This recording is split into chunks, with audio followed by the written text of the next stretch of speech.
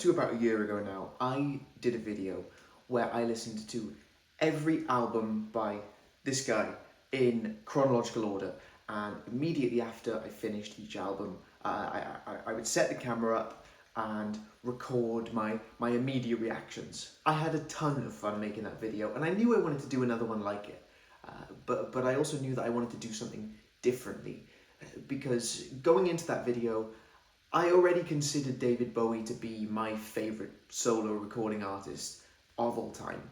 There were only about 4 albums I think that I hadn't heard going into that video, so I already had a pretty good idea of what I was going to be saying about each album before I even started recording the video. So when setting out to make this video, I wanted to choose a discography by an artist or band that I knew very little about, whose catalogue I hadn't heard the bulk of. I wanted to use this video as a sort of educational experience for myself to cover one of my musical blind spots, and so I've decided to cover the Beach Boys. Now, I'd be lying if I said I knew nothing about the Beach Boys, but I know very little.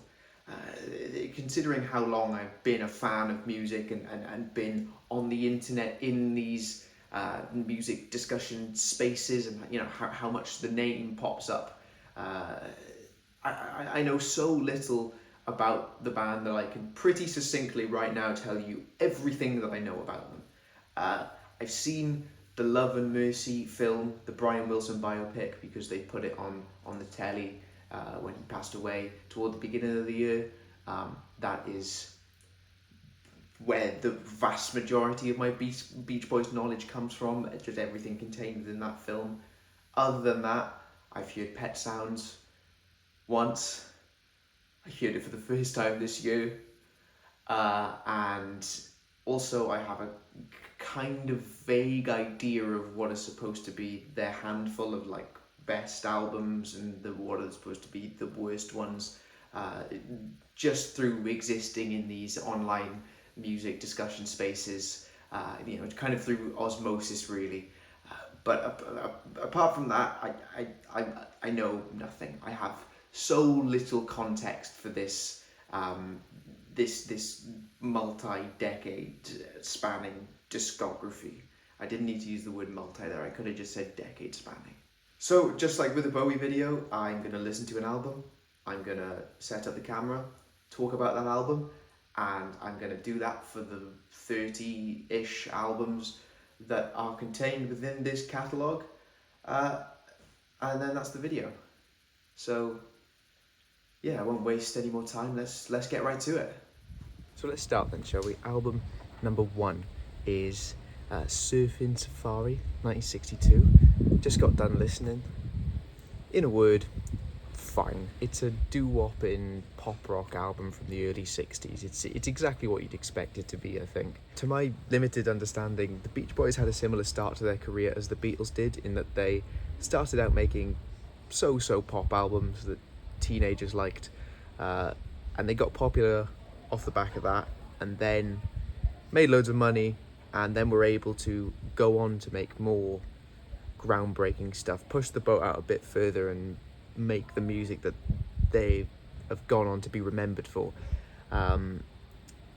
Music that's way more interesting than this. It's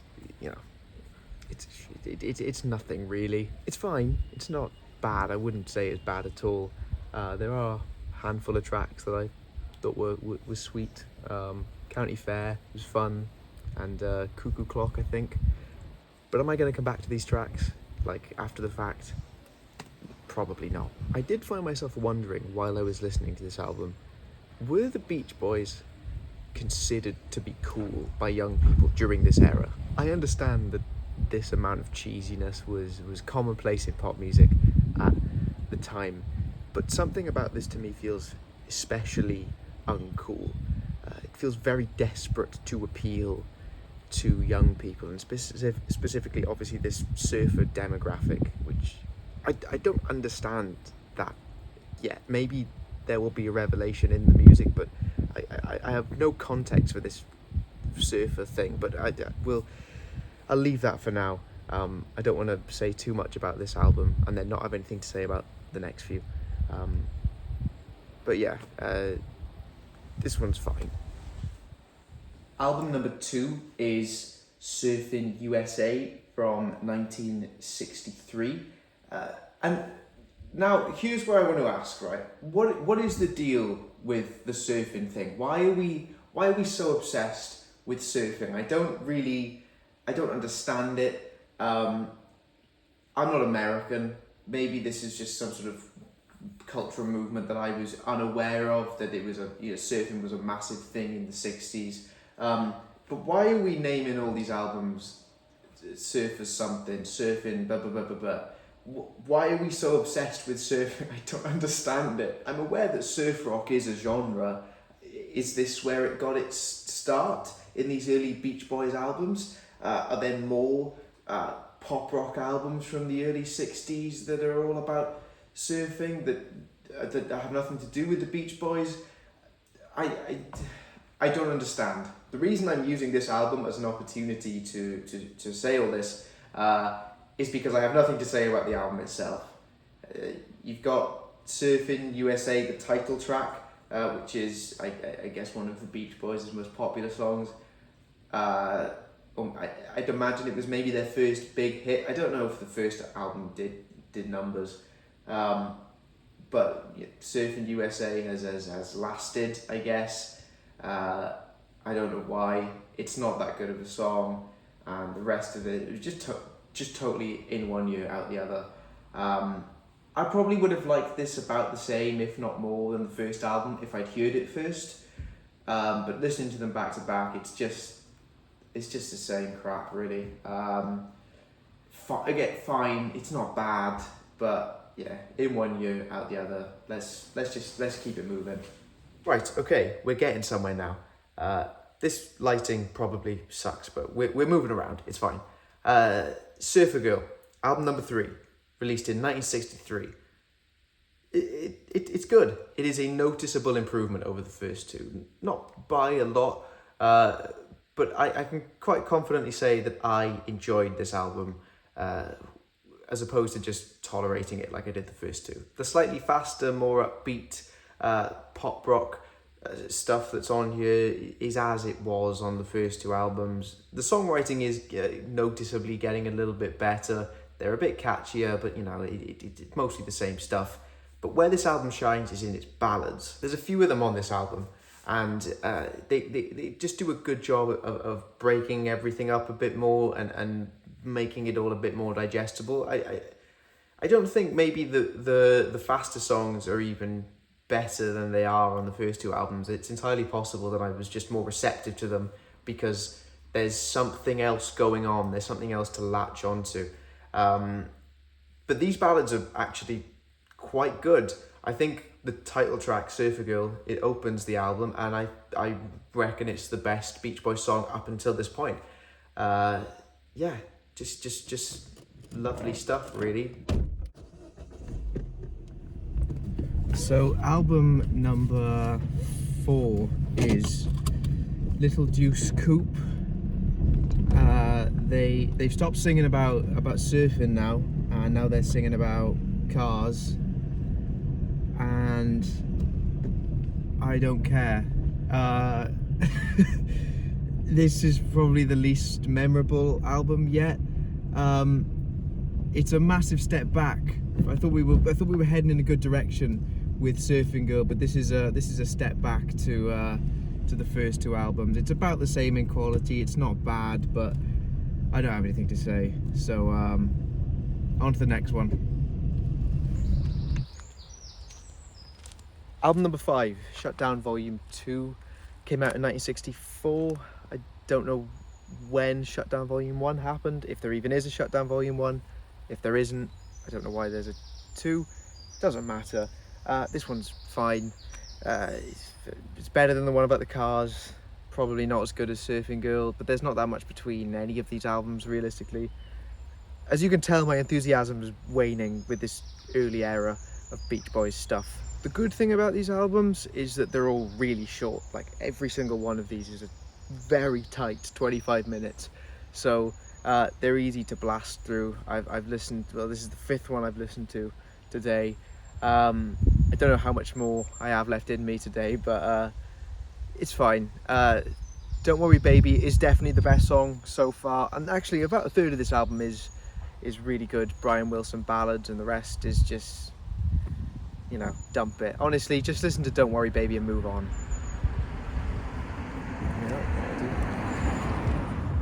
Album number 6. All Summer Long, 1964. It's a good album. It's not great, it's not exceptional, but it is good. Just so you're keeping up as well, this is the 6th album in 2 years. The first album came out in 1962 and we're still only in 1964. So that should explain why there's not much difference between these early albums. This is still all the same stuff. You've got the fun-loving, doo-wopping pop rock, and then you've also got the ballads with increasingly lush and complex arrangements. Again, those are pretty much my favourite things on this album. There's, Hushabye, that's a really good one. Also, Girls on the Beach is fantastic musically. Lyrically, it's vacuous and insipid and just horrible 60s cheesy pop lyrics, but this might be the most well-written song, the most interesting from a songwriting standpoint up until this point. It's not the best though, because the best is the first track on this album, I Get Around. This was my first exposure to the Beach Boys back like probably 10 years ago now, when I was a kid watching Cartoon Network. The song was included in an episode of Regular Show, and I remember that episode getting played quite a lot. So it just kind of seeped into my subconscious, and hearing it again now, I mean, yeah, it's brilliant. I think it's the first truly great Beach Boys song. Like I said, Girls on the Beach is also really, really good from a musical standpoint. It's excellent, but it's got those lyrics that just leave a bit of a sour taste in your mouth because they're just so stupid and bad. But I Get Around, it's kind of a perfect song. I don't think there's anything wrong with it. Yeah, it's the best song so far. This is the best Beach Boys album so far.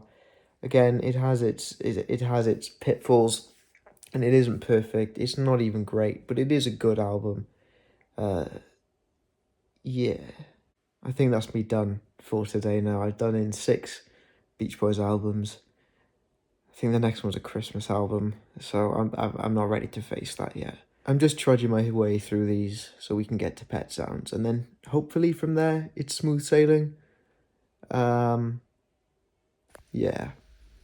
I listened to 2 albums on my way to and from work today. But before I delve into those, I want to rewind a bit. This morning, while I was making breakfast, I went back and re-listened to the tracks that stood out to me from all of the albums yesterday. As I was listening through those albums, all the tracks that I saved, I was going back through those this morning just to sort of solidify them in my mind. There were just a couple of tracks from All Summer Long that have really been digging their claws into my brain. I already mentioned Hushabye, but I don't think upon first listen I really grasped how good of a song that is. It is absolutely bloody gorgeous, and for a pretty simple reason. It's the falsetto vocals are just wonderful, and the melody is lovely.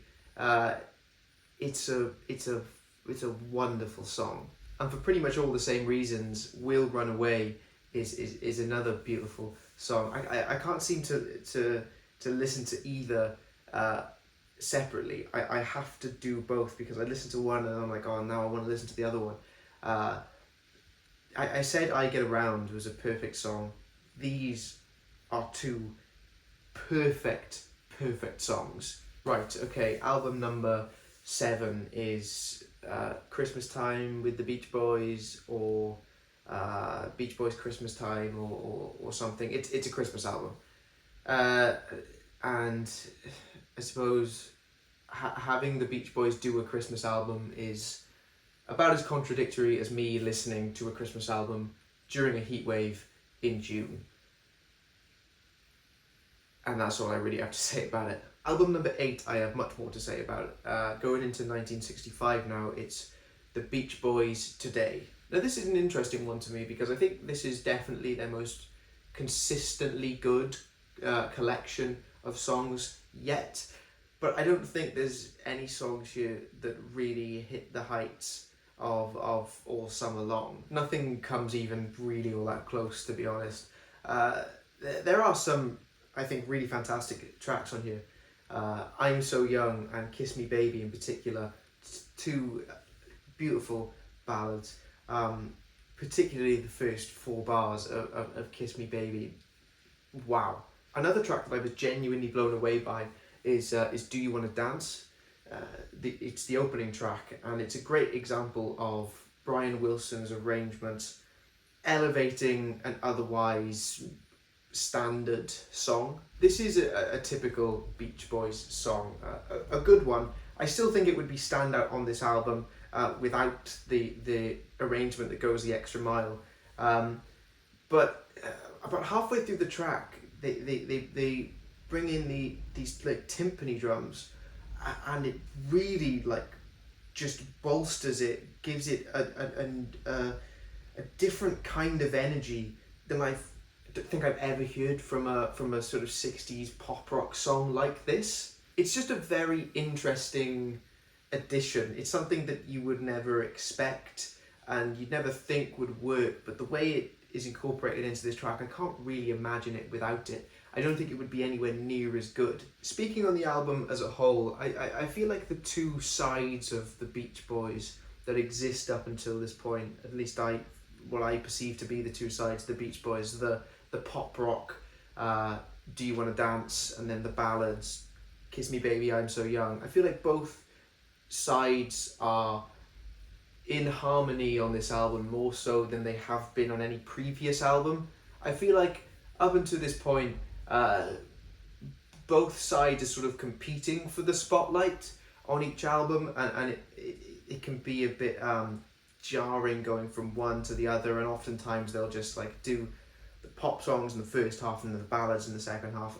And this album does follow that structure as well, but I just feel like they're a lot more suited to each other on this album. It feels a lot more just cohesive. My big issue with this album is the lyrical content, which I feel like I've complained about a few times now in regards to previous albums, but it's just really dated, and not in a way that's like, it hasn't aged to become offensive by modern standards, but it's just really, I don't know, cheesy to the point where I can't take it seriously. Like, I think the second or third track on here, it's the gist of the song is, hey Buster, you better treat my little sister right when you better bring her home by 8 o'clock, or I'll give you one of these. And I don't know. I mean, as I've said before,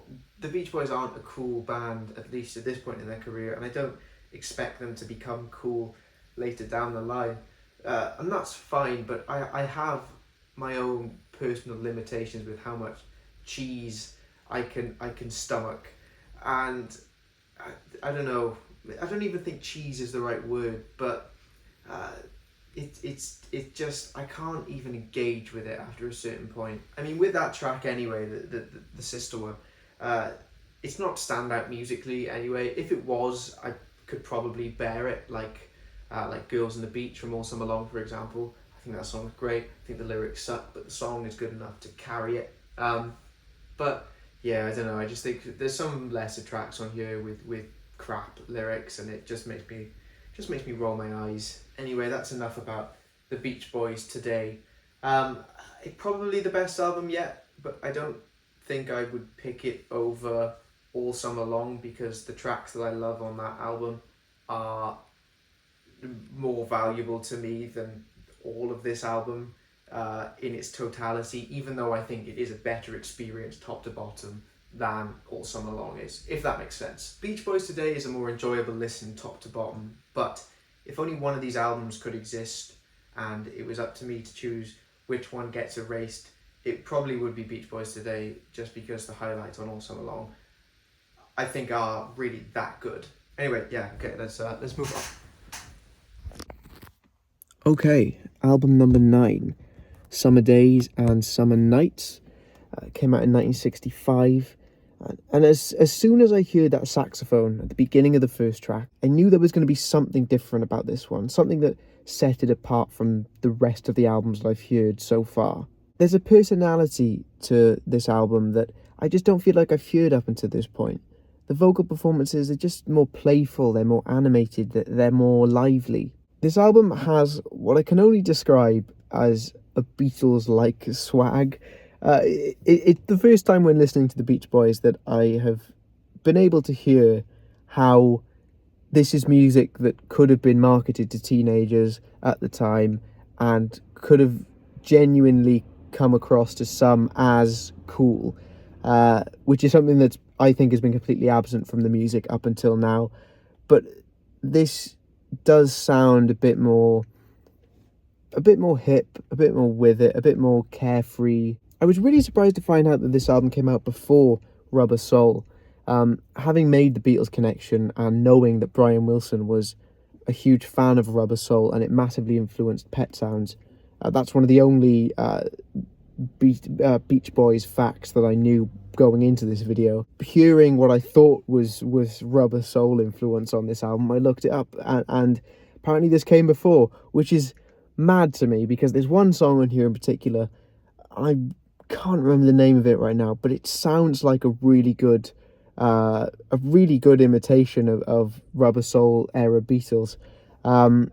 So maybe in that respect, Brian Wilson and co were just, they were big on Beatles and they were so ahead of the curve that they were doing the Beatles sound of Rubber Soul before they could even get there. I've been really nice to this album so far, so let me just say right now, I've made the Rubber Soul comparison. This is nowhere near the level of quality of Rubber Soul. It might not even be the best album yet in the Beach Boys discography. It's probably in line with the quality of the last one. We're going somewhere. We're definitely going somewhere. This is a good album. I did enjoy it.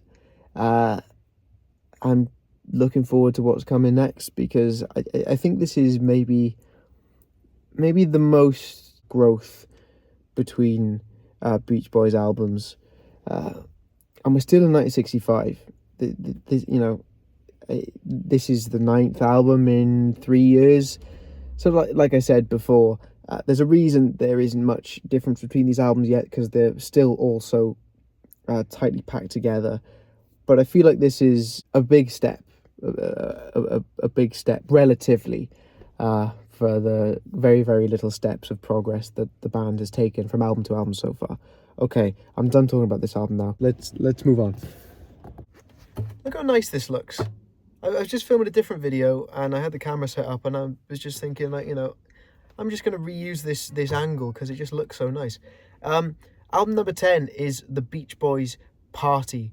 1960. Are we still in 1965? Honestly, I didn't look what year this album came out.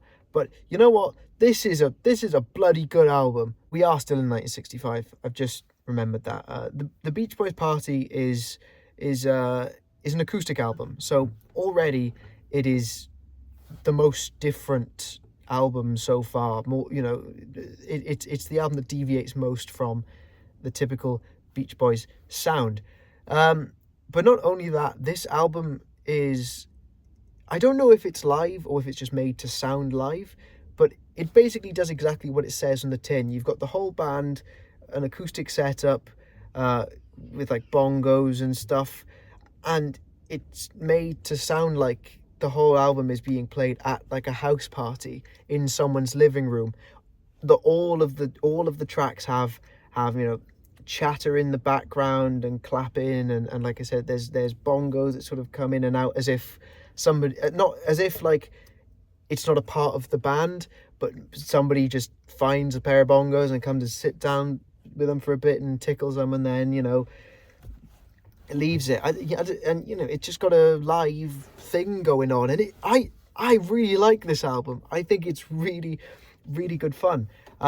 It's mostly covers. I think I'm not familiar with all the songs, so I can't say which ones are definitely covers and which ones are originals. I think it's mostly covers. But yeah, I really, really like this album.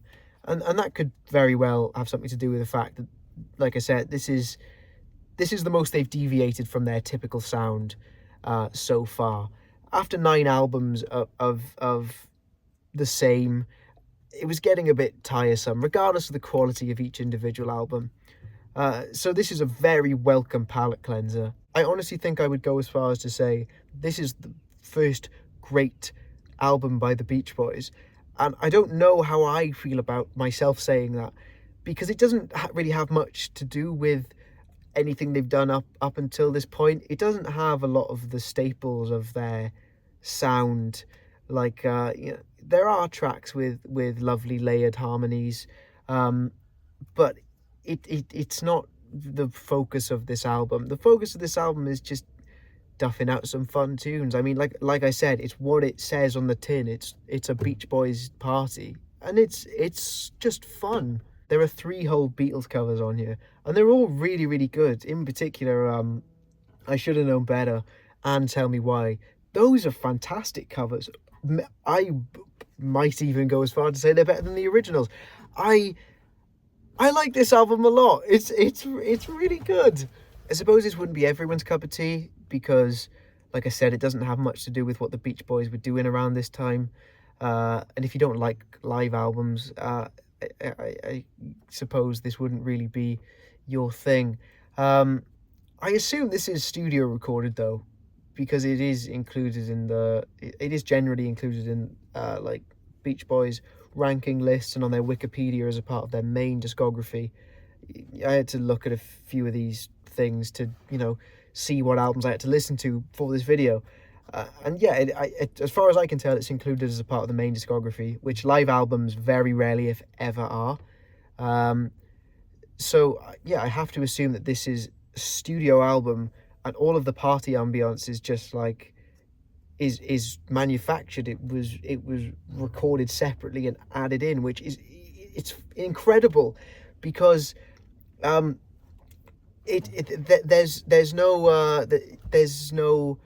no gaps in between the tracks. The ambience it carries over from track to track. The chattering and the rustling and the clapping. It like I said, it's like a live album. It's all, the whole album flows as one, which is maybe another reason why I like this one so much. And I think it's a nice change, is because the Beach Boys albums up until this point haven't been very cohesive. Have just sort of been a collection of random tracks, whereas even though the only thing connecting these tracks is just making it appear as though it's live, it still is the most cohesive album yet. I'm going on and on and on, but I love this album. I love it. Best album yet. Really, really enjoy it. Yeah, that's all I have to say, really. Let's do the big one now. Album number 11, 1966. Like I said, this was the only album that I had heard prior to making this video. There are a lot of classic albums. There's plenty of albums that we have collectively decided deserve to be put on a pedestal above the rest. And that can be for a variety of reasons, whether that's sheer quality of the music or political leanings in the lyrics that are emblematic of a time, or maybe for an album to be made, they had to invent new technology, new recording technology that pushed the industry forward there's various reasons why we consider albums to be classics, but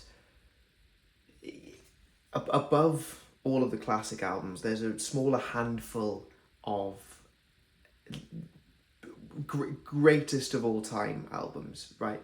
Albums that are so just unfathomably known that you see the album covers on T-shirts and on posters, everywhere you go, and you hear the songs in any kind of shop, or on adverts or in films, and they're just ingrained into popular culture.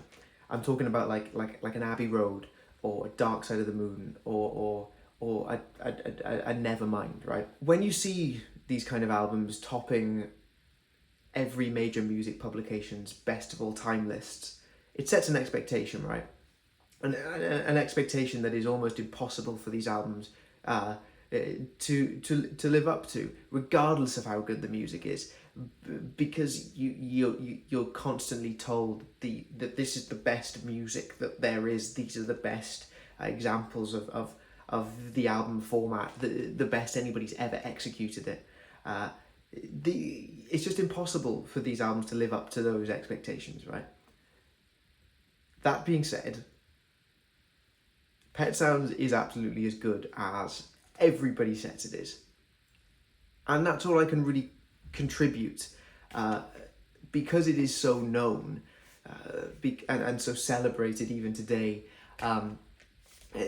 There's nothing that I can contribute, nothing that I can say that hasn't been said a million times already. It's been analysed over and over and over again for upwards of 50 years at this point. There's nothing that I can say, hearing it for the first time this year, that is really of any value, other than it is just as good as people say it is. It really is one of the best albums ever made, not just because of its influence, not because the ripples it sent out throughout the music industry, and that you could still you could still see trace the influence back from artists working today right back to this album. None of that. Just purely because of the music on it, purely because the tracks on this album are just that good, and it's a brilliant whole. They all come together. It's Pet Sounds. It's perfect. It's absolutely perfect.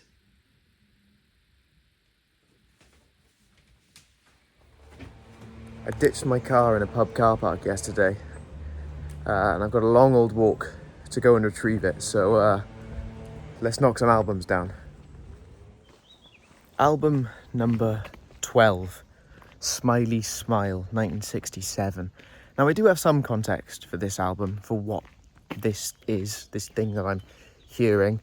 In the Love and Mercy film, the Brian Wilson biopic that I mentioned at the beginning of the video, it's shown that Brian Wilson was sort of working on this album in isolation, on his own. It was kind of his baby, his project. And at some point, the band decided that they didn't like that. They didn't like the way that the album was progressing, so they took it off of him. They changed bits and they reworked things. The extent to which I'm not sure of, it's not clear in the biopic. It's also entirely possible that it didn't go down exactly that way, because obviously biopics are dramatized events for entertainment purposes. But what I do know is that there was an album, and the album that we got isn't quite the album that initially was. Knowing that going into this album, my expectations weren't super high. I expected pockets of greatness, but I was anticipating a messy album, an album where you can hear clearly where the rest of the Beach Boys had cut things and stitched their own bits back on. My expectations weren't high, so I'm very, very pleasantly surprised by this, and how intact the Brian Wilson weirdness is. The film shows that the band, particularly Mike Love, was in opposition to how weird this album sounded.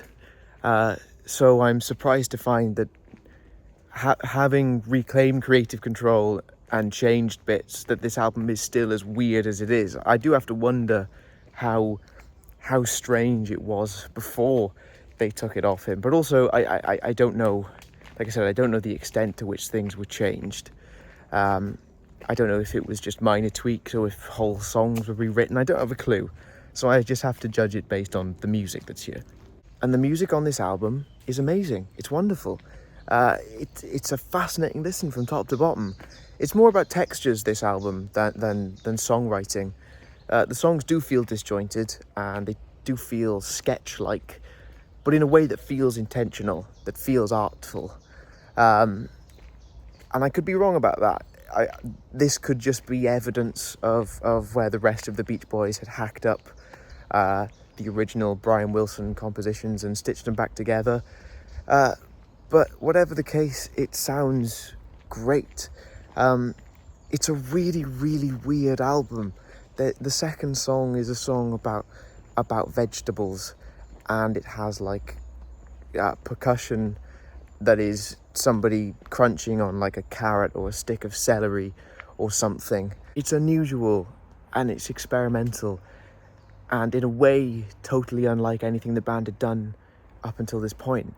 But at the same time, it somehow maintains that Beach Boys charm. The harmonies are still there. It's playful. It's a really, really good album.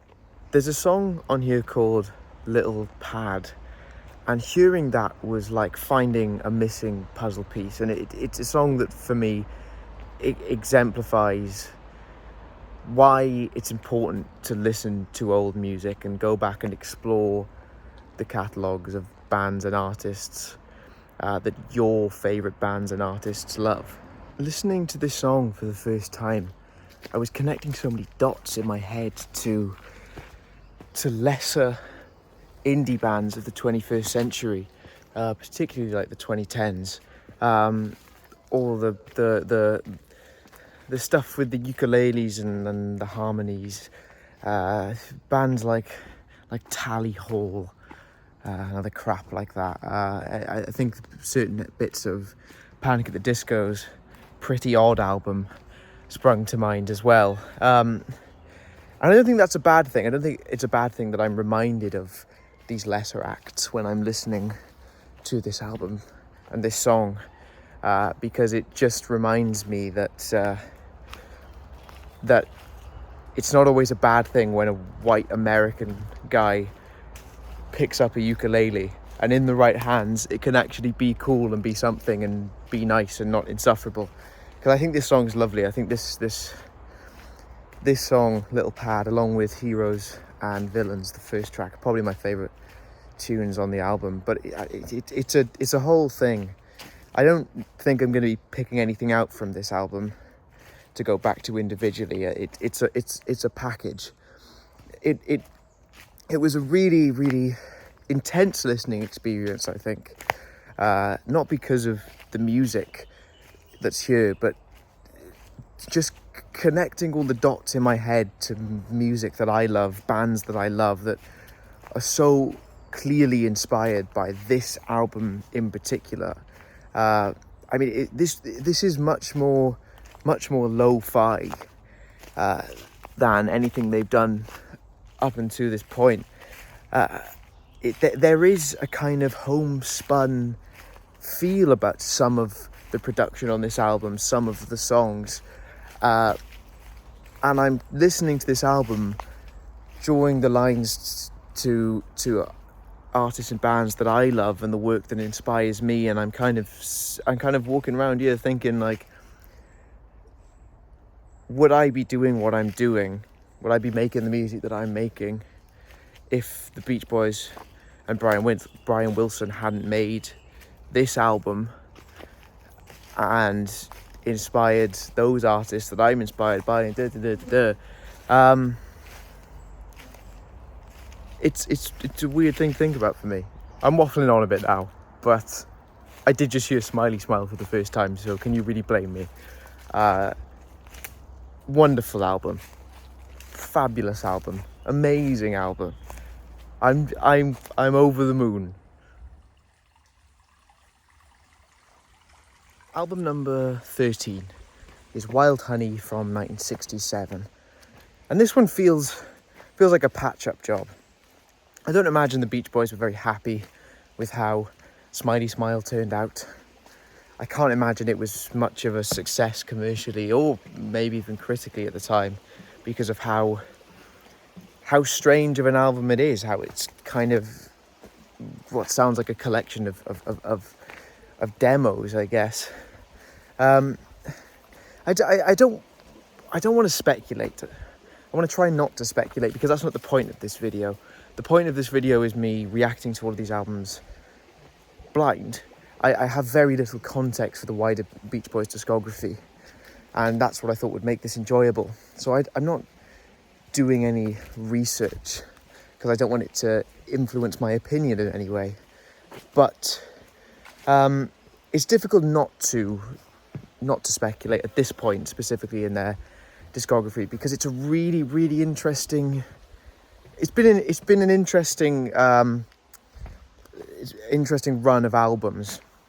They're having an identity crisis at this point. They seem lost post Pet Sounds.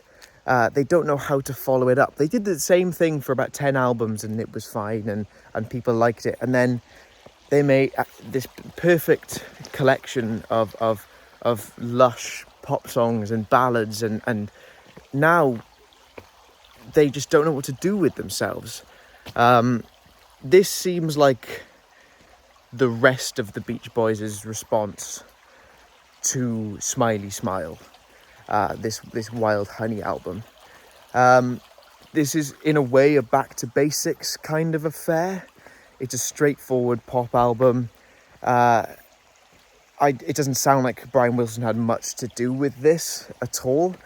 But it's I say it's back to basics, but it still has its own identity apart from the first 9-10 albums. In that this one is more inspired by like Motown, and it's a bit more rocky, bluesy, I guess. I don't know, but it has its own distinct identity. In the way that some of those early albums don't really from one another. The typical Beach Boys harmonies, the thing that you expect to hear in every Beach Boys albums, is they're much more in the background now. They've taken a back seat. That's not really the focus of a lot of songs. The main vocal melody is much more at the forefront than it's ever been, I think, on Beach Boys songs up until this point.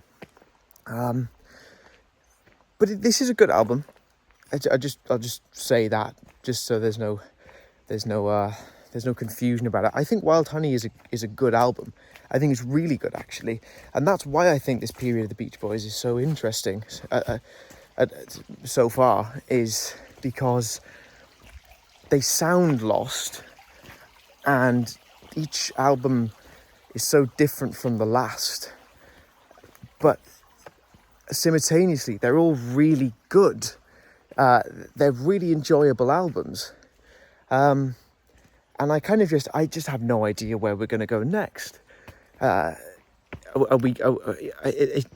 Brian Wilson been benched for good now? And are we just going to get some variation of this for a while, or are we gonna snap back again with some weird, totally left field collection of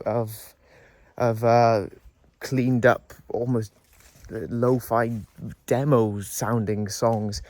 I have no idea where I am in this discography at the moment, but it's fascinating. And yeah, I'm excited to see what the next album has in store for me. Right, let's do this. I just got back to my car. I'm done after this one. It is like the hottest day of the year where I am right now. I've been out in the sun all day, it's been the perfect weather to enjoy all these Beach Boys albums. I'm dying though. So let's do this. Album number 14, Friends, 1968. It's lovely. It's a lovely album. It's so sweet. I don't have much to say about it beyond that. They sound, for the first time since Pet Sounds, kind of comfortable being the Beach Boys. I think the identity crisis is over now, or it seems like it. This is a lovely album, and that's kind of all I really have to say about it. The opening track stopped me dead in my tracks. Meant for You. Press play on the album. It's like, whoa, what is this?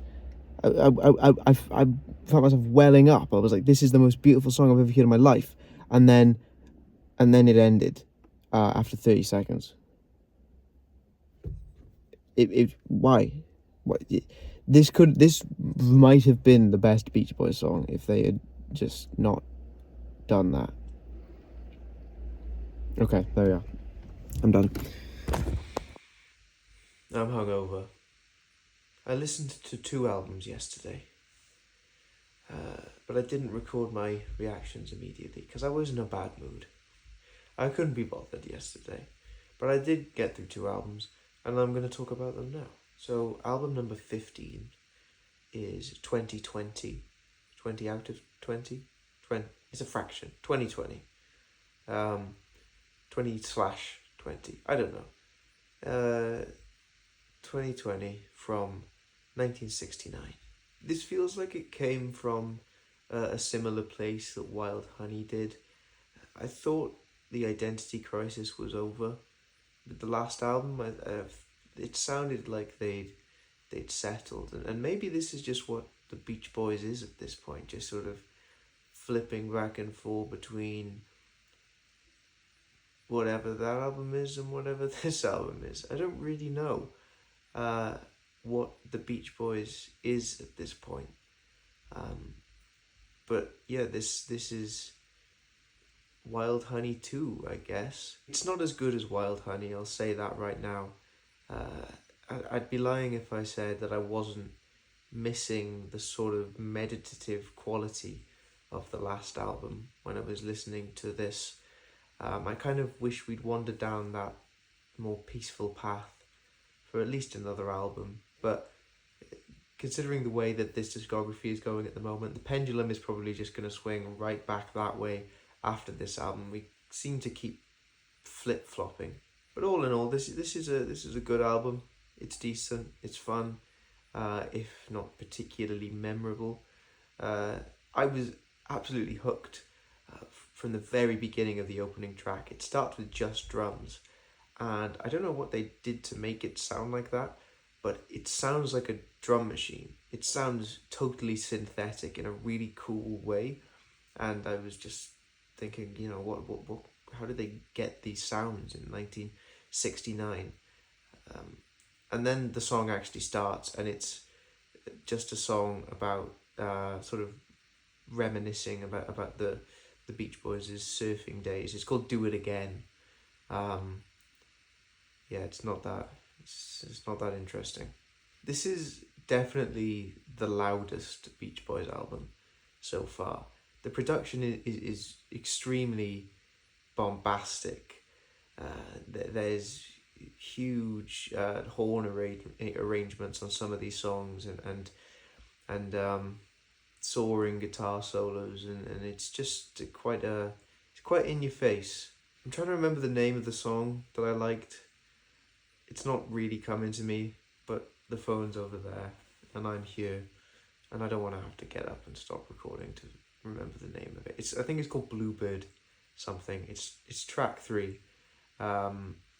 It's great. It's really, really good. Lovely tight little groove. It doesn't sound too much like anything they've done up until this point, really. There's some quaint marimba in there. It's quite silly. It's quite fun. I really, really like that song. It's the only one I'm taking away from this album. But yeah, other than that one track, track 3, this album it's fine. It's decent. It's enjoyable. That's all I got to say about that. So album number 16, the other album I listened to yesterday, is Sunflower from 1970. I didn't really like this album. I'm not entirely sure why. Well, I kind of am. I had a crap day yesterday, and that has nothing to do with this video. But the world was kind of beating me down, and I suppose I wasn't in the mood for whatever I got on this album. But having said that, I didn't mind listening to the last album yesterday, and that is about as upbeat and as happy as most Beach Boys albums are. I do think Sunflower is a special case though. This is a very bright, very sunny pop album, and something about it just rubbed me up the wrong way, and I can't say for certain if it was genuinely just my mood yesterday when I listened to it. But there are some things about this album that I just sort of don't really sit right with me. When I was talking about Wild Honey a few albums ago, I mentioned that I noticed a bit of a slight Motown influence on some of those songs, and some of the drumming, and just generally the songs, the way the songs were written, and I think that has come back in full force here, but even more so than it was on Wild Honey. It did creep up a little bit on one or two tracks from other albums in between then and now, but this to me sounds like the Beach Boys trying to do a soul thing, a funk and soul thing, a Motown soul pop something or other, and I just think it sounds bad. I think the songs are generally well written, and I don't think there's anything inherently wrong with the production, but I feel like it's kind of carrying over from the previous album where it is quite in your face. It's kind of loud. It doesn't wash over you like in a nice way that the earlier Beach Boys production does. This is quite, I don't know how to describe it. It's just a lot. Just something about this one was just not doing it for me. And I should clarify that I'm not saying this is a soul album. It's not, but it's pop music that feels very informed by popular soul acts of the time, like the Temptations, and so on and so on. And I'm kind of listening to this and thinking I could just be listening to that instead. I don't know. I wasn't a massive fan. So today I listened to album number 71. No, listened to album number 17, which came out in 1971. Surf's Up. And if I'm honest with you, I think I got my hopes up a bit too high. I was expecting, for some reason, I was expecting something that maybe came close to Pet Sounds, not in terms of like how it sounded, but in terms of just quality. And while this album is really good, I think I was just led to believe that it was something more than what it is. But I don't think it was just my unrealistically high expectations for this album that made me come away from it feeling a little disappointed. Up until the track Disney Girl, this album is kind of everything I could have hoped for it to be and more. Yeah, in particular, those first two tracks, I was absorbed in the world of this album.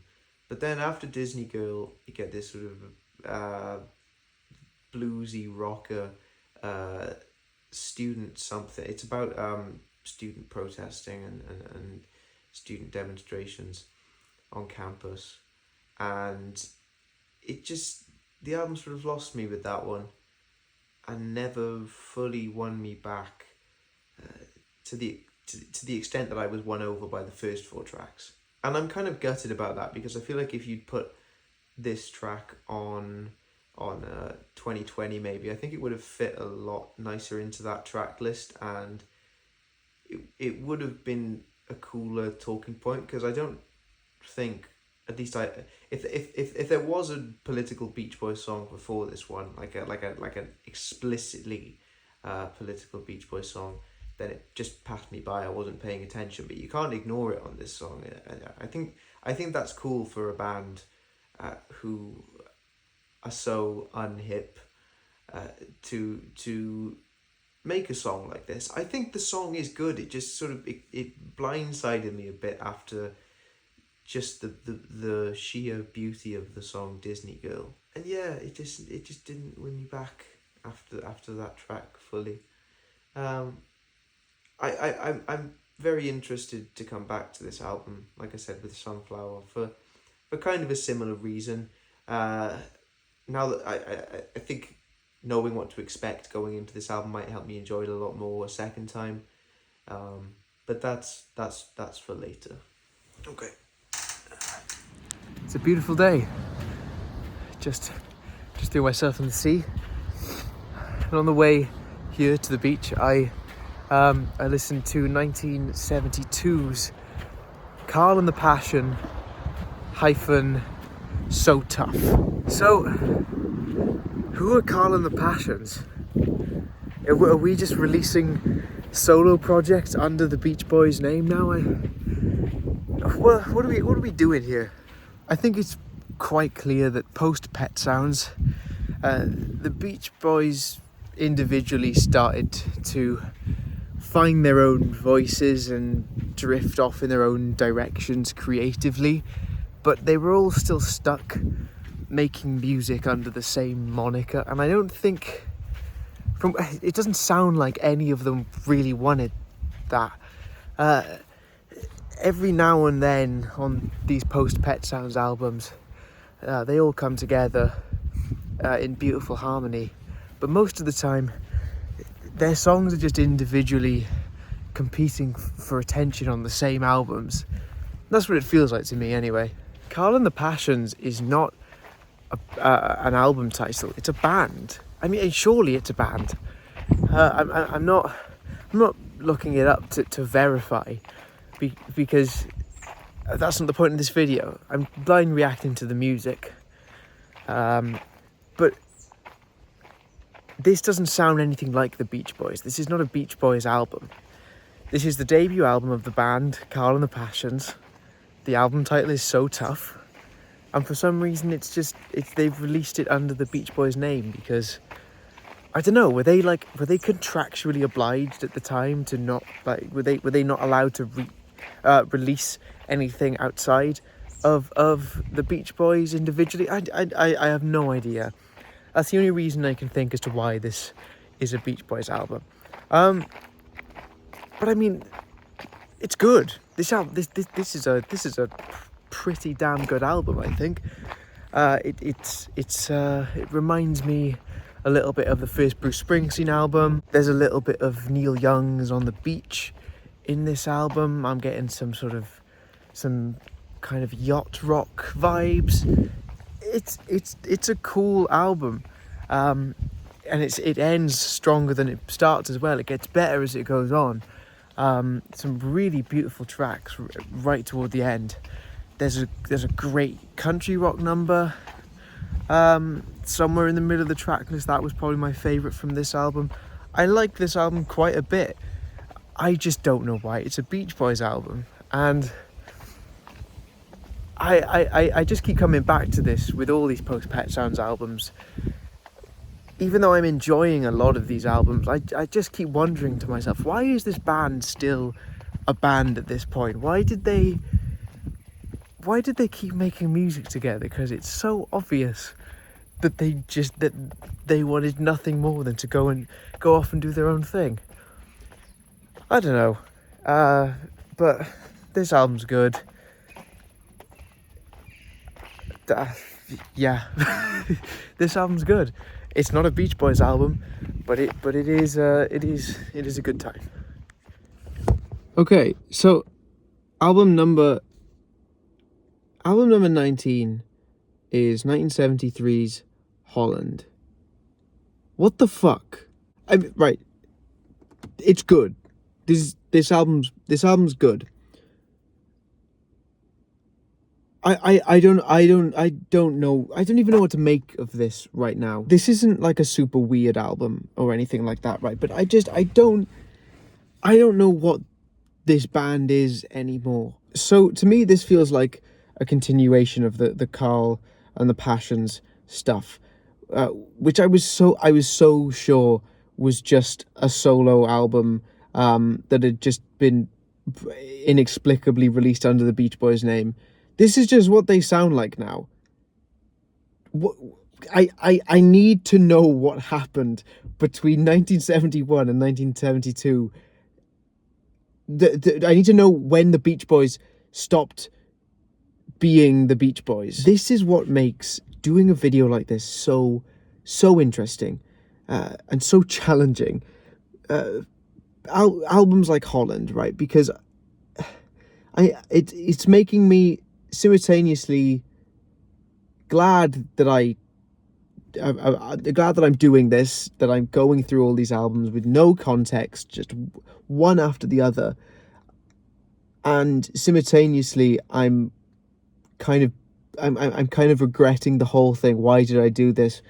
What am I even doing? Because I'm lost. I just be honest. I'll say right now, without having any context for why things are changing, and I don't know, I am totally lost in this discography right now. So like I said, this is a continuation of like the Carl and the Passions sound, but it's a lot more, it's a lot moodier, it's a lot more melancholy than that album.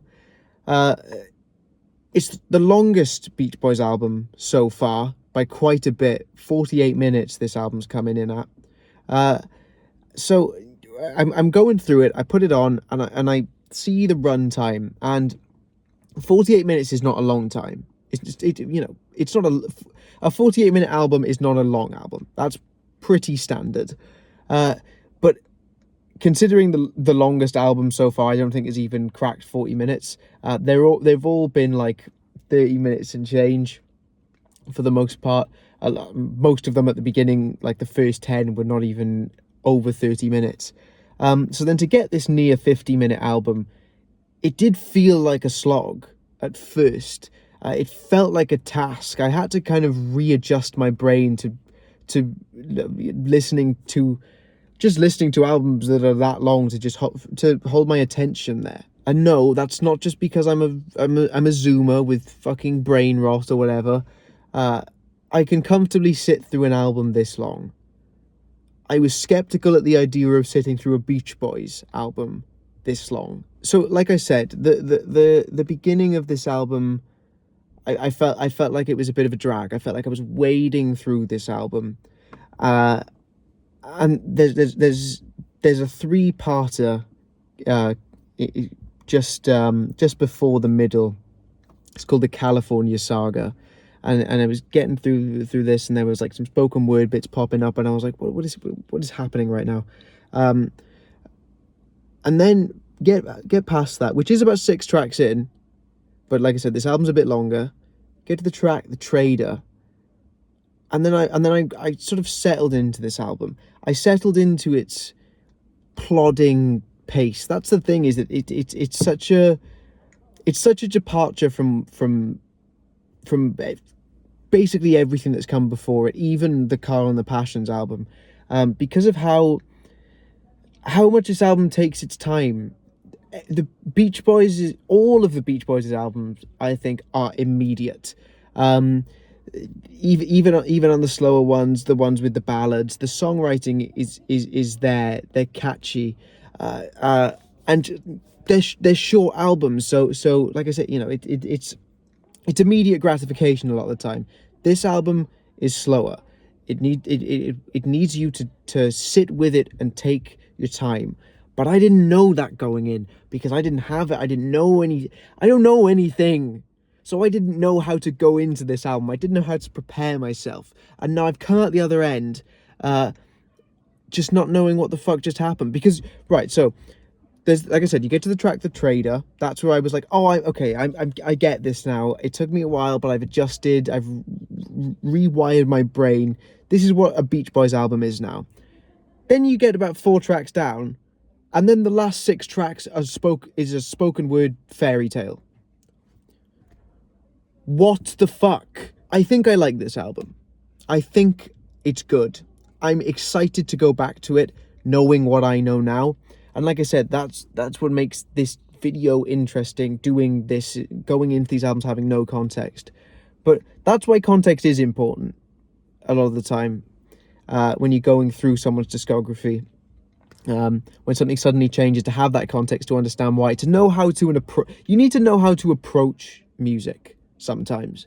And it's all well and good just listening to an album with no expectations, not knowing anything about it, and just making what you will of it as you go along. That's great too. But when I'm trying to like make a YouTube video talking about these albums, I'm listening to this and I'm just I don't know. I can't wrap my head around it because I need to go back to it. But that's not the point of this video. The point of this video is not diving super deep into each of these albums. It's just one by one, listen to it. What do I think of it? Next one. So that's kind of all I have. Is I don't know with this one. It's cool. It's really interesting. I am very excited to go back to it once I'm done with this video, but I don't recognize this band anymore. This doesn't sound like the Beach Boys that I have come to love over the course of the first 15 albums or so, and I am realizing that now that we're straying away from what I thought was just the Beach Boys' sound, the sound of their early work. I'm realizing that even though I didn't love a lot of those albums, I did love that sound, and I am missing it now, as the band is sort of straying away from it. This one was a lot. Yeah, that's all. Wait, no, that's not all I have. Why is it called Holland? Why is this album called Holland? But there's a 3-part thing called the California Saga. What does this have to do with? I don't care. I'm done. Today I'm chopping up a piano with a handsaw. Don't ask why, but I've been knocking down some albums, so let's go through them. Album number 20 is 15 big ones, more like 15 big stinkers. This album sucks. It's the worst one so far by a long shot. The most notable thing that differentiates this album from all the others is that we're really starting to play with synthesizers, but they're very big and cumbersome, and they're tacky, and they just sound crap. This album sounds like shit. I thought the closing track was kind of cool. I didn't mind that one, but I'm really trying to reach for anything nice to say about this album. It's just not good. Album number 21 is Love You from 1977, and this one's a lot better, even though it has a lot in common with 15 Big Ones. This album utilizes synthesizers even more than 15 Big Ones, and they're a lot bigger here. They're kind of buzzing and whirring, and they're all over the place. But the application of synthesizers on this album is just a lot more compelling. It's a lot more creative. It's a lot more adventurous. But apart from that, there's just something about Love You that is just so much more charming than 15 Big Ones, even though they're kind of two sides of the same coin in my head. But 15 Big Ones is like the bad version of whatever this sound is, and Love You is the same thing done well. And I think a lot of that comes down to the lyrics on this album. There's something just very playful about them, and naive, I guess, childlike. They're kind of stupid, but in a way that for some reason I find to be very, very charming. It's just something that this album has that 15 Big Ones doesn't. Some essential little thing that just makes it so likable. Like, I really did enjoy this album. There was a few tracks that I really, really liked. In particular, Mona. But that's a great tune. So yeah, Love You. Good album. I'm coming inside because it is getting way too warm. But album number 22 is M.I.U Album, 1978, and this one is it's so bad. It really sucks. Well, here's the thing, right? Is that the songs on 15 Big Ones are worse by and large. But that album has its own identity. When I finished listening to it, even though most of the individual tracks left my mind immediately, I can remember what that album sounds like. But I just finished listening to M.I.U Album, and it's gone. Like, pretty much all of it. I think the second to last song I enjoyed. There was a particularly awful song right at the top of the album called like "Hey Little Tomboy" or something. That is the worst song that they have done up until this point, at least studio album tracks. But everything in between just it barely even registered with me. I passed "Hey Little Tomboy," which made me sick to my stomach. The rest of the album just washed over me.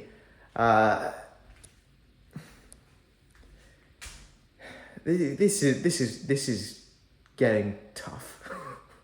Album number 23 is 1979's LA. I thought when this album kicked off that I might be in for a pleasant surprise, or just something that was maybe noticeably a bit better than the last two. I thought the opening track was okay. What do you have to say about this album?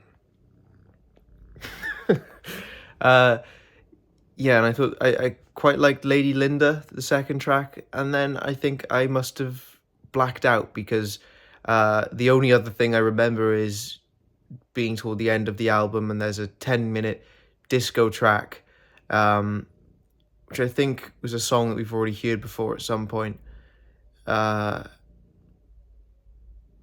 This is one of the most forgettable albums I've ever heard.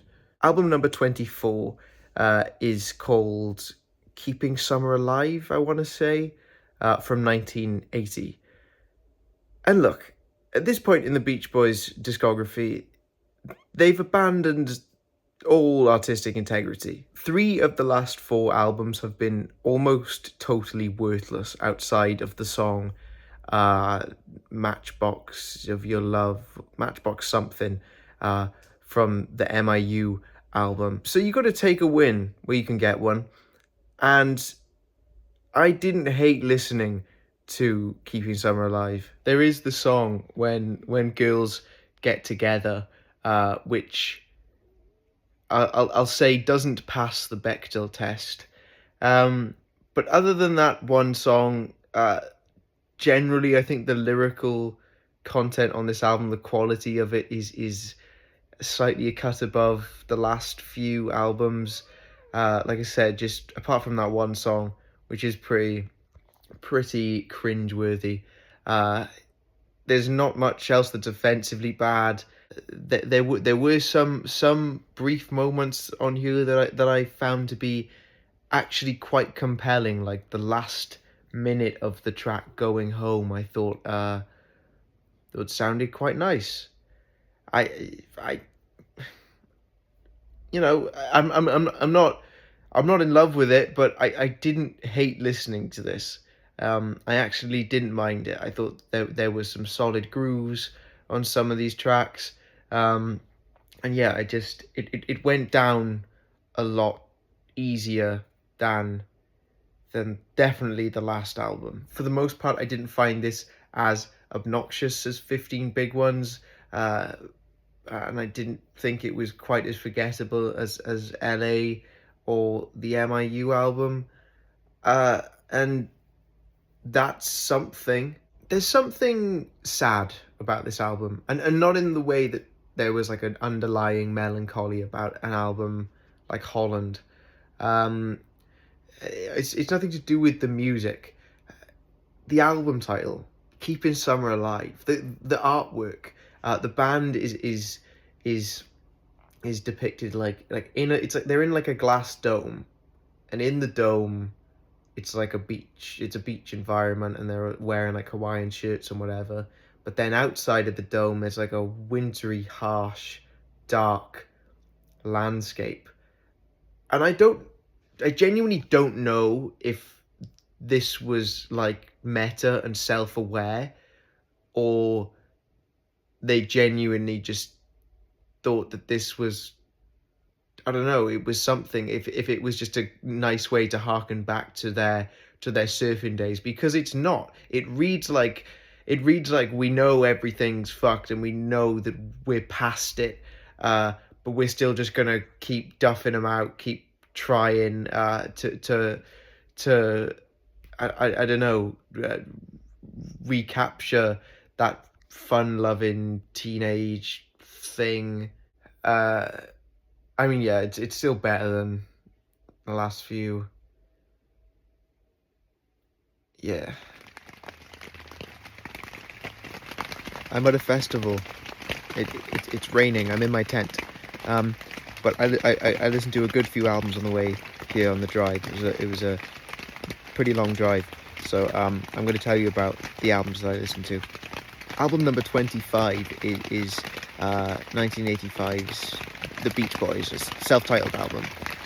Came out in the height of the 80s, like I said, 1985, right in the middle of the 80s, and it fucking sounds like it. But let me say this, I don't hate this album, and I say that because I feel like I should. I imagine that this is not one of the Beach Boys' most beloved albums, but I think apart from the woefully dated production, this album isn't all that bad. It's safe, it's toothless, but the songs are still kind of catchy for the most part. At least in the first half of the album, it does kind of drop off and just become total slop toward the end. But I think the songwriting is still good enough to make up for the lackluster production. Not that I'm saying that this album's good, but I don't know. I didn't hate listening to it. The opening track, "Get You Back," is probably the best song that the band's put out in the better part of a decade at this point. It's a really good track, and also Stevie Wonder's on this album.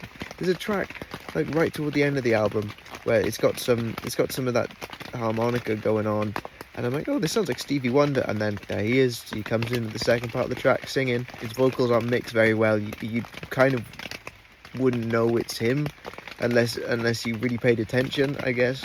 But he's on here. Listen, this is not a great album. It's not even a good one. But if you can if you can stand the bombastic 80s production, then there are pockets of enjoyment here. But to be honest, just listen to the first track and bin the rest. Save yourself the time, because I'm sort of realizing as I'm saying this that the few moments of genuine enjoyment I had listening to this album are not worth sitting through the whole thing. So yeah, just listen to the opening track, skip the rest. Album number 26 is 1989's Still Cruisin', and is this even an album? There is like no connective tissue between any of these songs, and then at the end of the track list there's just 3 Beach Boys classics tagged on for no reason. You got California Girls and Wouldn't It Be Nice, and I don't know, something else I can't remember, but there's just 3 songs from the 60s just chucked onto the end of this because I guess they just I don't know. I don't know. I'm going to try and put it as eloquently as I can. This album is stinky poo. It's really bad. But again, I didn't hate listening to this either. And I say that because I feel like I should hate this album. Because it's bad. It's really bad. But it's not nothing. The first track is really good, Still Cruisin'. The guitar solo is it's not like technical, but the tone is great. It sounds really good. And I didn't mind the second track, Somewhere in Japan, either. I thought that was sonically a decent tune. There's a hip-hop song on this album though. It's bad. There's a ska song on this album. It's bad.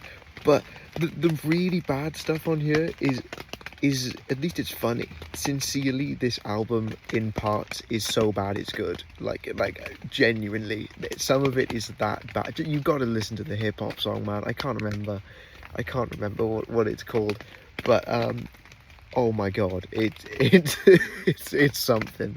With this album, it gives me a good place to bring up and talk about the Beach Boys' own nostalgia with themselves. It's been very clear throughout these late era albums that they know that they're kind of past it now, that they're aware that they're washed up and they're not what they used to be. And I know this because we keep getting these fucking opening tracks that are basically like lyrically kind of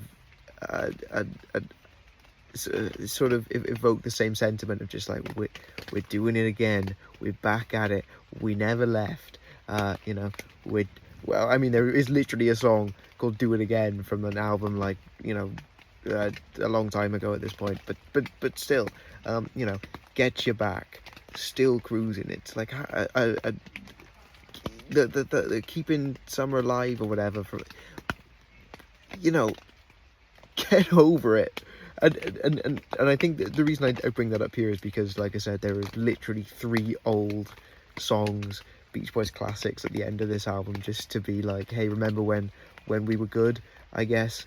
I don't know. It's their own obsession, their own nostalgia with the 60s and their own like output in the 60s is just it's sad at this point. It's really sad. Anyway, I've wasted too much breath already on this crap album. The next one's worse though. Album number 27 is All Summer Long. No, it's not. It's called Summer in Paradise. I hate these album titles. From 1992.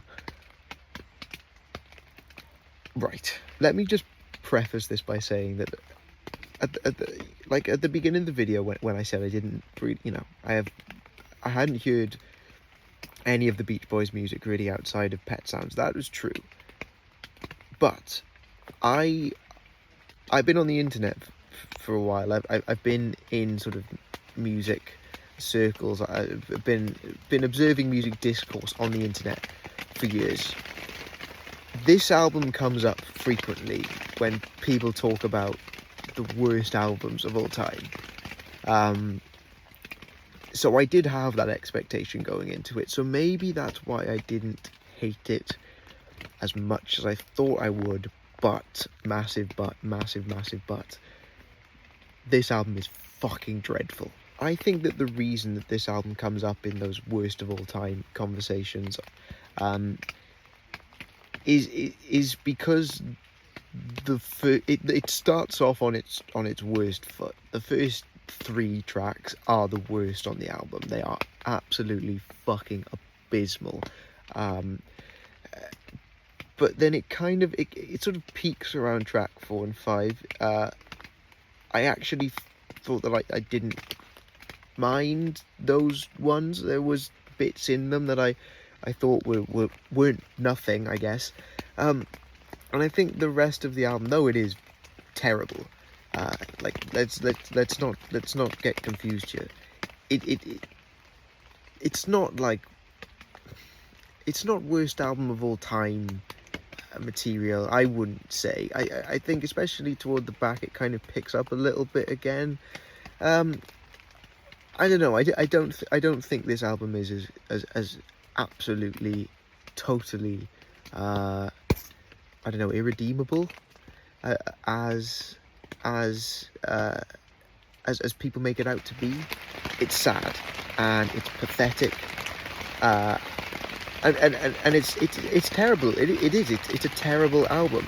It's the only album of the Beach Boys so far that I have hated listening to. I hated not every second, but I did hate the experience of listening to this album. But I just don't think it's. I think there are worse albums out there. There are worse albums out there. I don't think this is like the worst album of all time or anything, but it is without question the worst Beach Boys album. Like no contest, nothing even comes close. I genuinely wouldn't even say that Still Cruisin is anywhere near as bad as this, because at least Still Cruising is funny when it's bad, but this is just, like I said, it's sad, it's pathetic. And it's such a shame that they wasted such a good album cover on this fucking dreadful album. This has to be the biggest gap in quality between album artwork and music that I've ever come across. Album number 28 is Stars and Stripes Volume 1, which is funny because that implies that they thought that there was going to be a demand for this and that people were going to want another volume of country covers of classic Beach Boys songs, because that's what this is. This isn't an album of new material. They have obviously enlisted a group of country artists to just cover Beach Boys songs. But the issue I have with this album, and the reason it's so boring, is because these covers aren't like country songs. They're not country covers. It's just country artists doing Beach Boys songs. If that makes sense. They're just big stadium rock versions of classic Beach Boys songs, and it's about as boring as it sounds. But I do have to say that I didn't mind listening to this album, maybe just because it directly follows Summer in Paradise, and putting anything next to that album makes it immediately look 10 times better. But I did find it just refreshing in the context of doing this video, listening to all these albums in chronological order. It was refreshing just to hear those classic Beach Boys songs again, even if these are all like lesser versions of them. There is not one song on here that not one cover on here that's even remotely as good as the original. Willie Nelson does Warmth of the Sun, and that's something. I'm really trying to, I'm just trying to reach for anything to say about this album. Okay, so we're all caught up now, so I'm gonna go and enjoy this festival, and then I'll finish off this video when I get home. Only two more albums left. I'm back. As you can see, I'm not quite at the beach, but I wanted to evoke the beach for the end of this video. I didn't have time to get all the way down there today. I'm going to work in like an hour, but I came here. You can see the sea kind of. I put on my most Beach Boys outfit. It's not the most glamorous, but it'll do. And I come a bit closer actually, because there is a very busy dual carriageway behind me. This was not a good idea to film here, but I'm here now. So today I listened to the last two remaining Beach Boys albums that I hadn't yet heard. So let's talk about them. So this penultimate album isn't technically an album, so I'm not going to give it a number. I'm just gonna say this is a bonus release, because it's not considered to be a part of the Beach Boys' studio album catalogue, because it's a box set.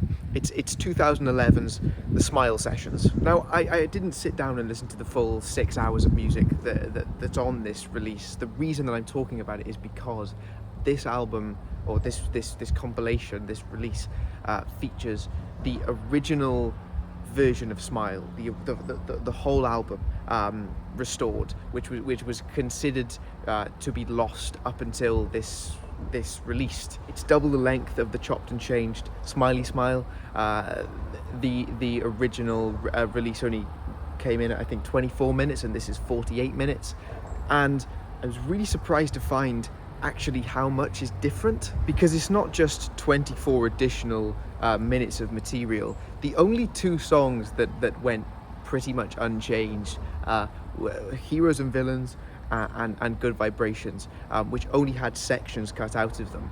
But the rest of the tracks on the original Smiley Smile were completely re-recorded. Most of them have different names, different arrangements, different lyrics. You can hear how some songs sort of became other songs and were reworked, like how Little Pad from the original Smiley Smile obviously came from Cabin Essence on from the original album. But yeah, that's one of the biggest things I took away from this album.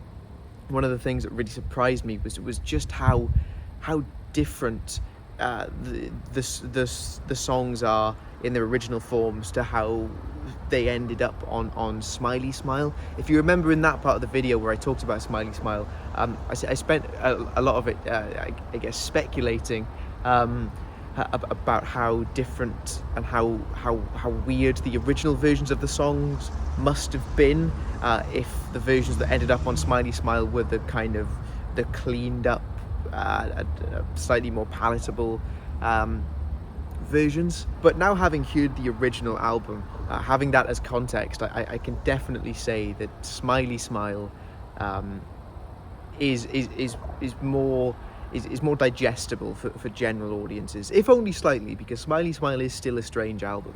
And I think that's mostly down to the length of the album and the Beach Boys choosing the songs, the longer songs that were already more developed to begin with, choosing those songs to rework, to put on Smiley Smile. I think that's why Smiley Smile feels more accessible.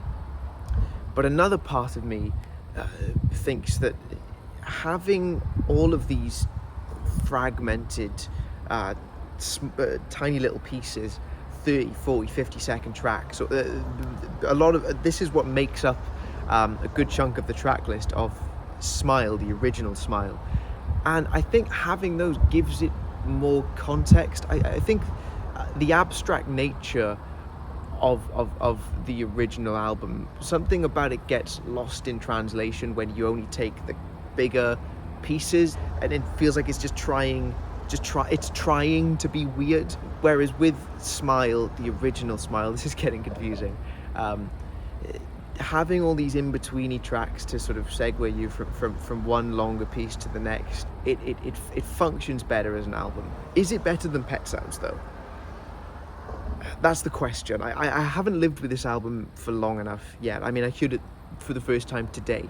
I can't possibly try and answer that question yet. This album is abstract, and there's lots of tiny little pieces. It's full of detail, the kind of detail that you can only really appreciate, I think, after repeated listens. So I can't answer that question yet, but what I can say is that this is handedly the second best Beach Boys album. The best Beach Boys album other than Pet Sounds, no question, possibly on par. Even though this is not a studio album, it is absolutely essential listening, not just if you're getting into the Beach Boys, but I think this is an essential album. I think this would be a really great album to use as an introduction for someone who is interested in exploring more abstract types of music, but doesn't really know where to start, and maybe doesn't have that much musical knowledge to begin with, not much context for something like this, because generally the term abstract usually goes hand in hand with adjectives like dark or oppressive or complicated, but the difference about Smile is that it's not uninviting at all. That's the key word, uninviting. Abstract music is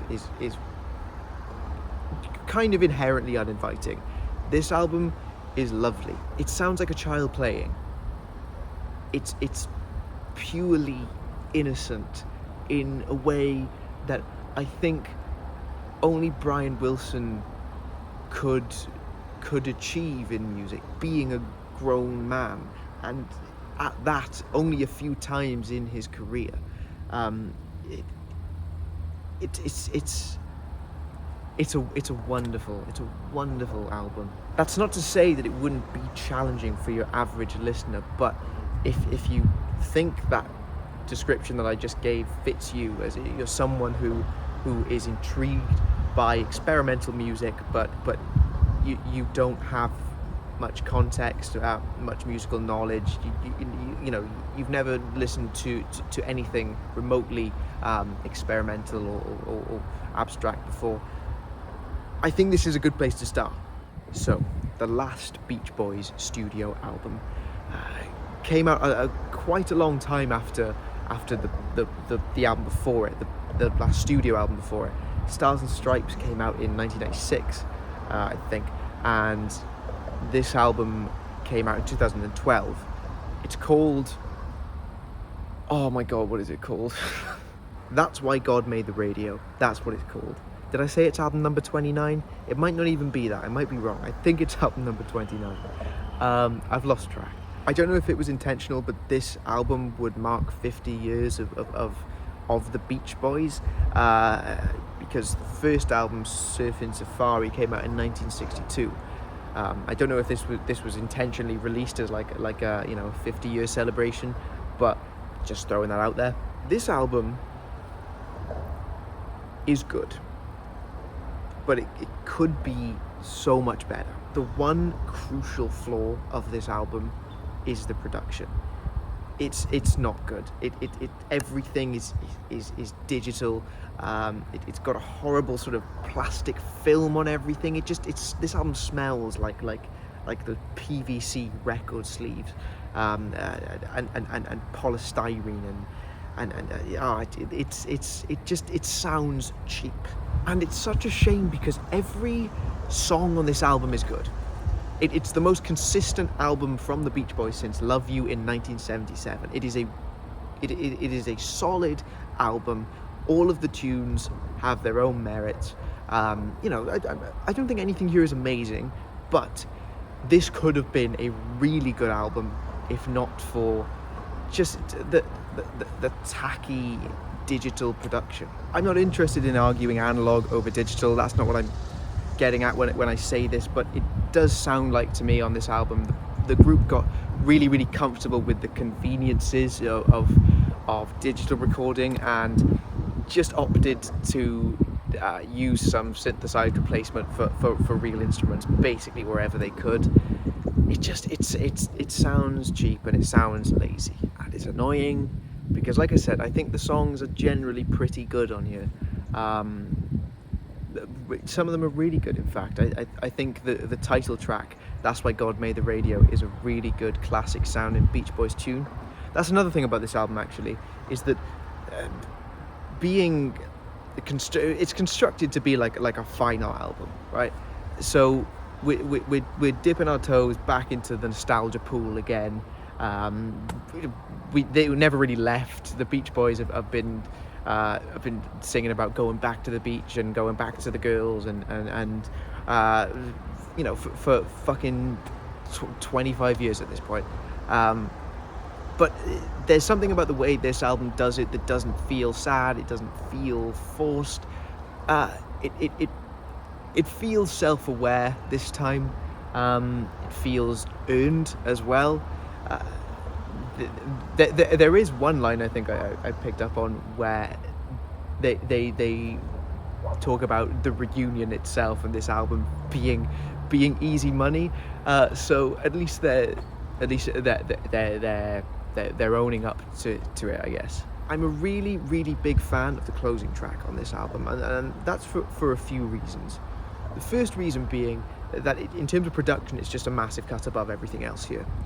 The second reason being is that in terms of its arrangement, instrumentally, it's something different in the context of this album, whereas the rest of this album, the sound is what I can only describe as, I guess, Pet Sounds reminiscent.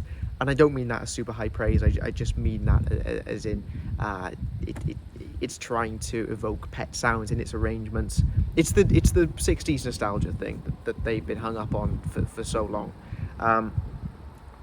But the main reason that I love this song, it's called Summer's Gone. We're finally accepting, hang on, there's a train coming by. We're finally accepting that it's done, and not just the Beach Boys. It's that the 60s are over. It's done, and we're finally moving on. And I think I just enjoy that sentiment so much because, as I've said many times throughout this video, I think they've spent way too long being hung up on the 60s and the surfer thing, and I just like that the last song on the last album, I think it's very nice that we're just like, it's done. The whole thing, the Beach Boys, the 60s, the surfing scene, just everything, you know, we're past it. I like that acknowledgement on this final song. So yeah, that's what I think about the last Beach Boys album. That's why God made the radio. Tell you what, I'm gonna go back to my car to finish this off.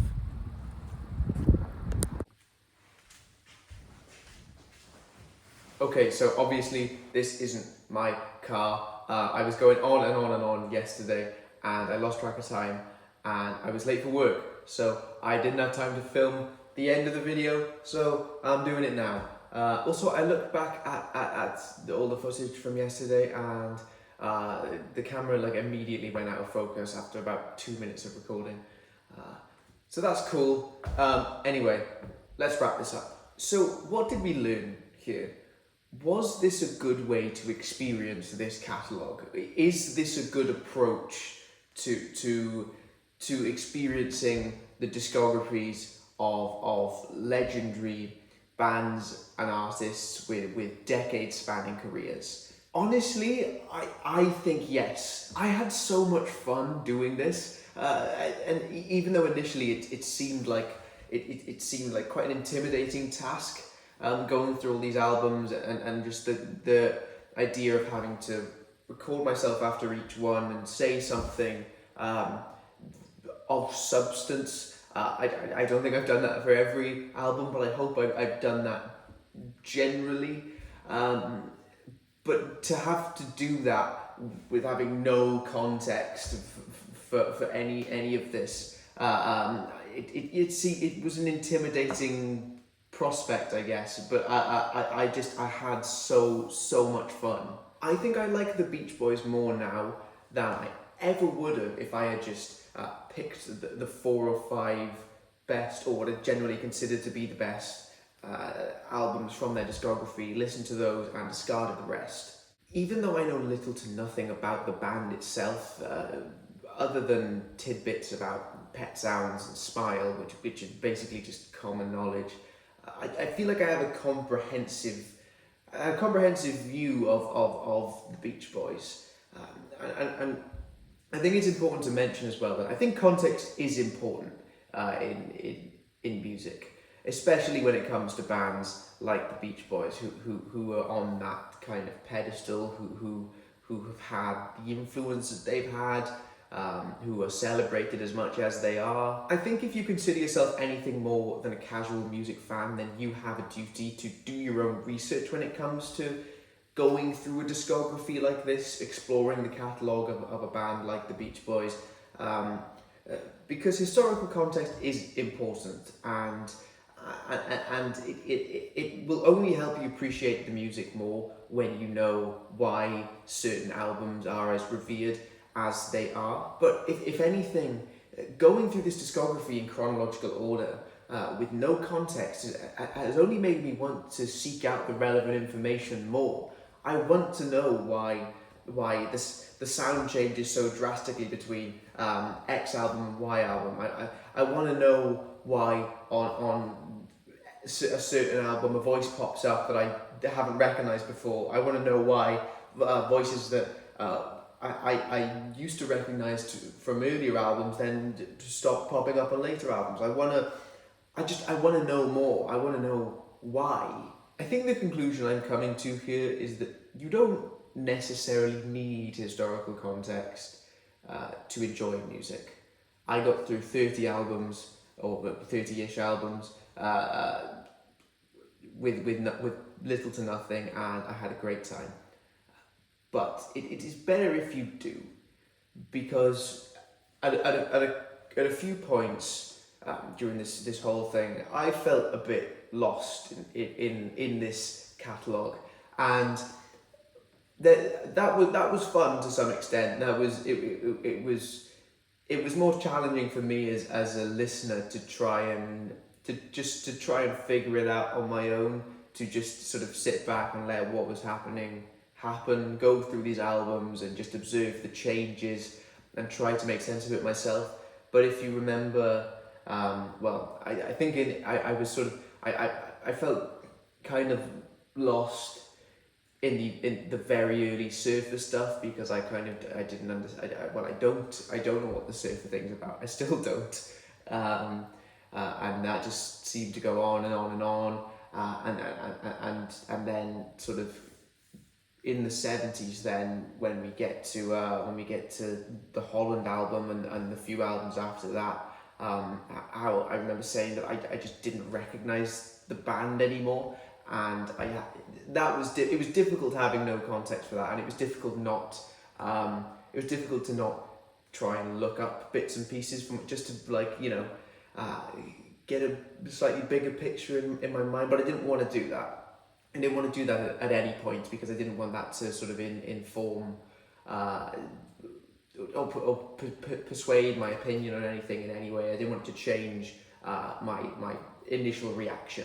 The most important thing, though, that I've gotten out of this video is that I now consider myself a Beach Boys fan. And not that I think that you have to listen to every album by a band to be a fan. Whether you listen to 30 albums or one album, you can be a fan of a band or artist. But I can now confidently say that despite despite all of their shortcomings, I love the Beach Boys. I think they're an amazing band. Even though I don't think that they have that many great albums under their belt. I think generally the majority of their output it hovers around the decent to quite good ballpark, I suppose. I think they've only got a handful of great albums, and they definitely have as many terrible albums as they have great albums. But I think there is definitely enough here in most of these albums to make this a worthwhile to have made this worthwhile going through the discography, the whole thing in chronological order. I think there are enough amazing songs scattered throughout all these albums that makes them all worth wading through. Maybe not every single one, but I don't think if you did the same thing as I did with this video, you went through all these albums in chronological order, I don't think you'd regret it. At the end of the Bowie video that I did, I ranked all the albums. I'm not going to do that here because I don't feel like one listen is enough to they don't, there's not a clear sort of cut hierarchy in my mind. With the Bowie video, as I said, I'd heard most of those albums before. There was only three or four, I think, that I hadn't heard going into that video. So I kind of already had an idea of a list in my head. But with this, I don't have enough information really. I'd have to go back through them all, I think, at least once to actually to try and rank them. So I'm not going to do that. What I am going to do though is I'm going to include a link in the description of this video to a Spotify playlist containing my favourite Beach Boys songs, just the songs that I keep coming back to, the songs that I've been coming back to throughout the making of this video. Other than that, I just want to say thank you for making it to the end of this video. It is way too long, and it's funny because I said that in the Bowie video, and that only came out to about I think it was like 75 minutes. And this video is like feature film length, which is ridiculous. I wasn't really paying attention. I wasn't keeping on top of it with like editing the footage. So I've sort of just allowed myself to talk about every album. And now the video is like, I don't know, not far off 2 hours long, which is stupid. But if you have made it to the end of the video, thank you. My name is Shibla. I don't think I've introduced myself in this video. I'm a singer-songwriter, and this channel is mostly about that, and videos relating to my process and me uploading my original songs and whatever.